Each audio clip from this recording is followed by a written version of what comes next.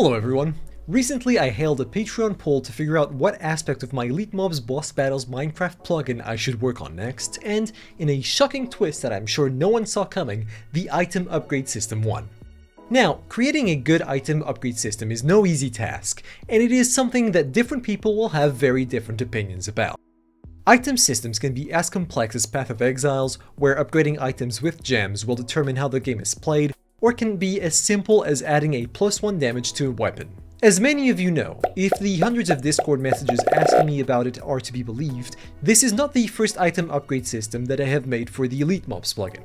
I am not satisfied with how the old item upgrade system used to work. To keep things short, there was a long chain of actions that allowed you to turn large amounts of useless high-level items into upgrade orbs that could then be used to upgrade the level of an item by 1.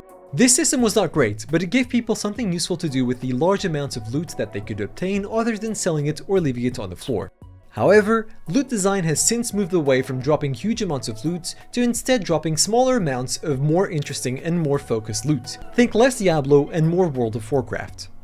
Since the loot philosophy changed, I felt like a change in the upgrade system was needed as well. Most of all, the system was boring. Adding 1 damage or 5 damage or whatever amount to a sword is fundamentally not interesting, and doesn't really provide any options for players. Thus, to solve these issues, and based on some popular requests, I came up with a new plan. A wise man once said there is no such thing as a new idea.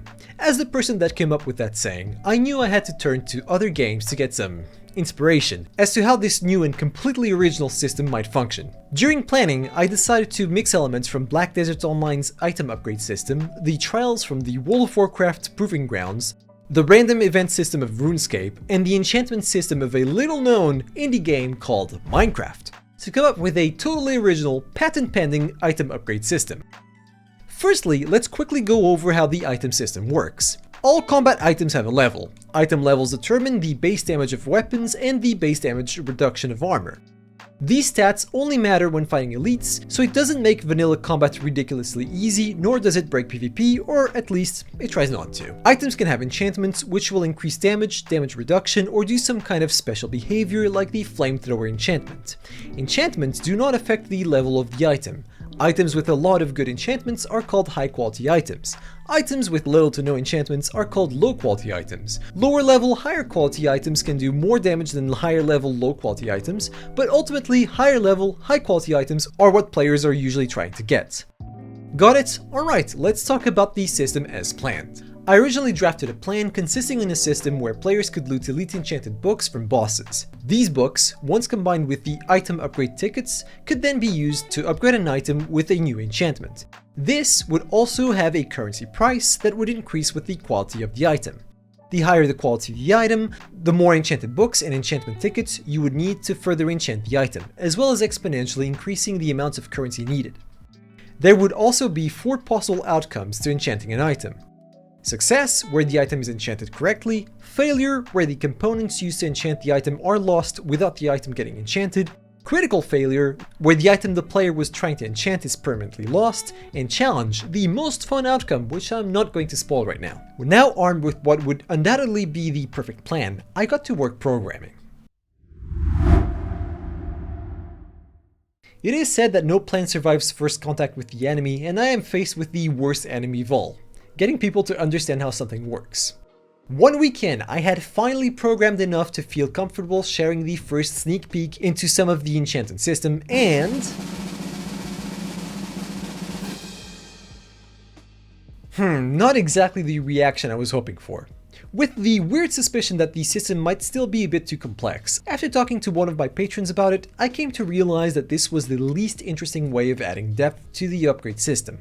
Instead, enchantment tickets got retooled to become lucky tickets, which double your chance of success when attempting to upgrade an item, making this ticket optional, far more interesting to use, and making it so only one gets used per enchantment. Now much more satisfied with the new and improved lucky tickets, I was left wondering how I wanted to deal with the enchantment books. At this stage, the enchanted books were a very rigid system, a special item which admins could not create and which were required in very large amounts to enchant items. This smelled fishy to me, but I couldn't quite find a solution for it. Because I was unsure of what I wanted to do, I took a quick detour and added full documentation for every global configuration file, fixed a bunch of bugs, removed now unused features, and completely remade the repair system.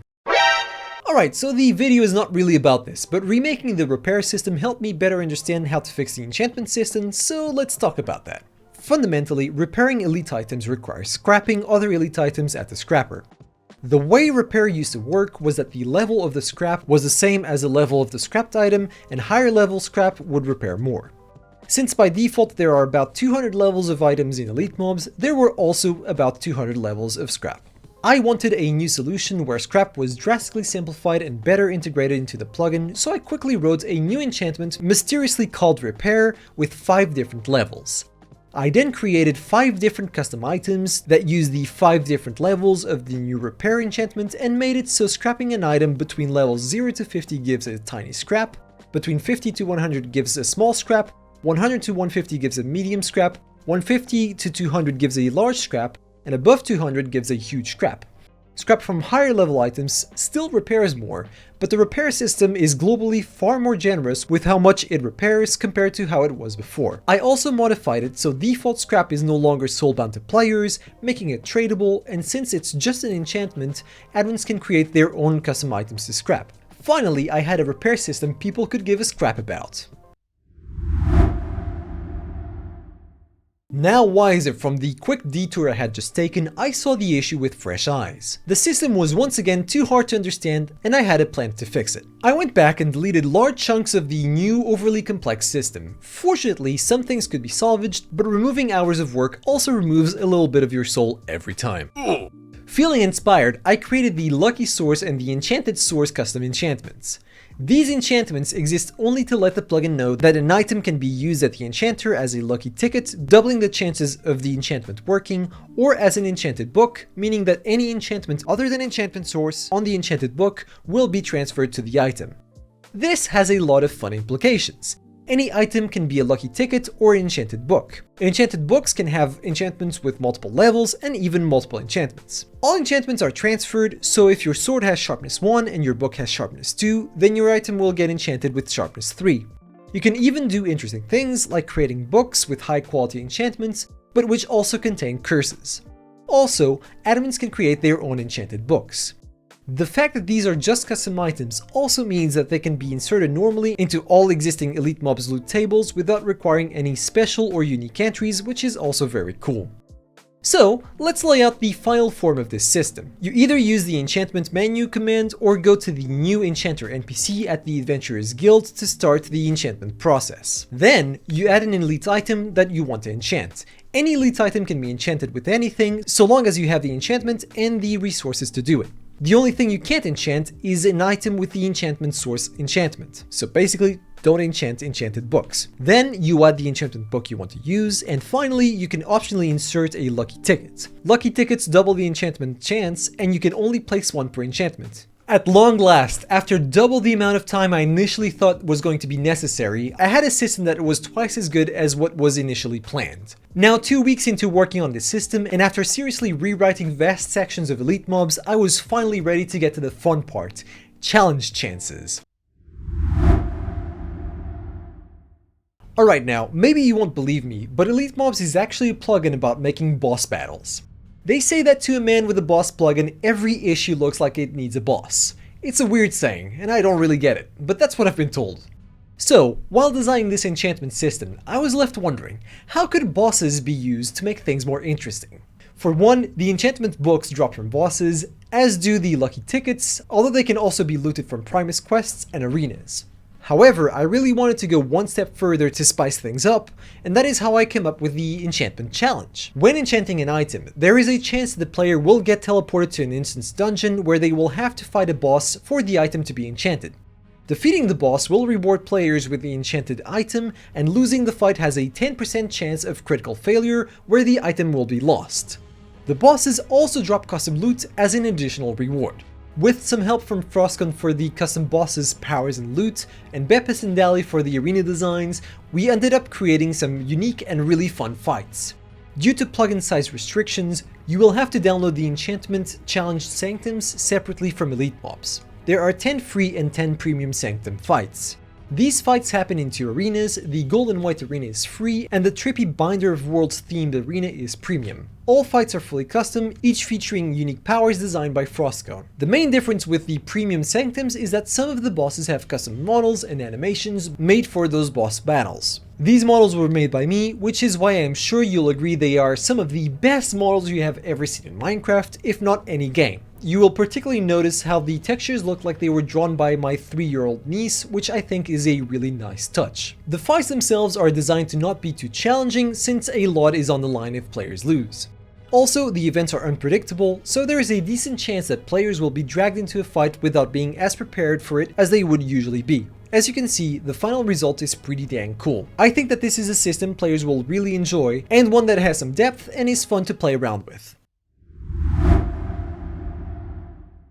Parallel to the work on the item upgrade system, we have also been working on the Primus updates, fixing all reported bugs, adding custom powers to every boss and mini-boss, expanding the quest lines, working on new regions and new bosses, adding a whole instance dungeon inside of this adventure, and generally polishing the experience up. Also, there was a really cool arena in there, but it wasn't working before. That has now been fixed. Primus has now been in development for a year, and I am happy to say that it is nearing completion. A big thank you to the people supporting this plugin, who have helped us bring this insane project to life, even though it will probably have taken 3 times longer than expected by the time we are done. At this stage, I believe there will be 1 or 2 more big updates for it, wrapping up the Blood Temple questline with the boss kill, and maybe adding a little bit more side content and quality of life improvements and rebalances. People have been asking what comes next, and the answer is the Oasis rework. We will be adding similar quests and side activities to the Oasis adventure, and reworking the last zone inside of the pyramid. Work on the Oasis has already begun, and a minor update has already been released for it. Additionally, several other dungeons have been updated to make sure that everything is working smoothly. By the time this video is out, the Climb dungeon and the Cave Sanctum will probably already be out. These mark the launch of a completely new storyline for EliteMobs based around instance dungeons. The main story dungeons will all be free, and I hope to release at least 10 dungeons and 10 sanctums, all being a part of the same story. The Craft and Mine Sanctum might also already be out, which is a cool sanctum we originally wanted to release for Halloween. It is now mid-March, which I think we can all agree is the spookiest time of year. And that's all for today. This video is a completely new format to me. If you like the format, let me know down in the comments below, and don't forget to like and subscribe to the channel for more content like this. A big thank you to the Patreon supporters bankrolling the projects that I release. You can get access to all the premium content that I release for my plugins, and even plugins in early alpha at patreon.com/MagmaGuy, so check that out if it interests you. If you want to see this system working live, you can head on over to the official EliteMobs server over at elitesurvival.magecraft.org, or try our partner server VexelMC at play.vexelmc.co. And until next time, remember, time is a social construct created to sell you on sundials and Mayan calendars.